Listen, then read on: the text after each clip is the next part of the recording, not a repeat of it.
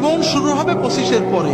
যদি 30 থেকে মৃত্যু পর্যন্ত জীবন পেতে চাও, মৃত্যু নয় জীবন, জীবন মৃত নয়, সত্যিকারের জীবন, যে জীবনে ফুর্তি থাকবে, কর্ম থাকবে, শান্তি থাকবে, এই রকম জীবন পেতে চাও, তাহলে আমার কথাটা একটু মন দিয়ে শোনো।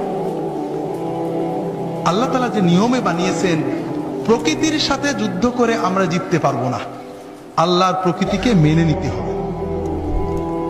আল্লাহ তাআলা আমাদের সৃষ্টি করেছেন প্রতিদিন 6-7 ঘন্টা তুমি ঘুমাবে, গভীর ঘুম, 1-2 ঘন্টা খেলবে, কঠিন পরিশ্রম, তোমার শরীর ঘেমে রক্ত টকবক করে বেরেনে যাবে, ফুটবল, হাডুডু, ব্যাডমিন্টন, ভলিবল, দৌড়, সাঁতার, এগুলো খেলতে হবে।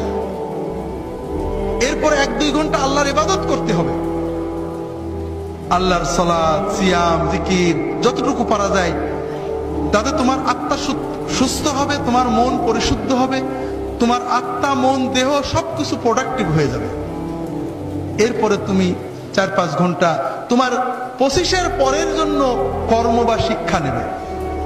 এইভাবে যদি তুমি চলো, তাহলে তোমার জীবন গতিশীল হবে, তোমার জীবন ইনশাআল্লাহ মৃত্যু পর্যন্ত সচল থাকবে।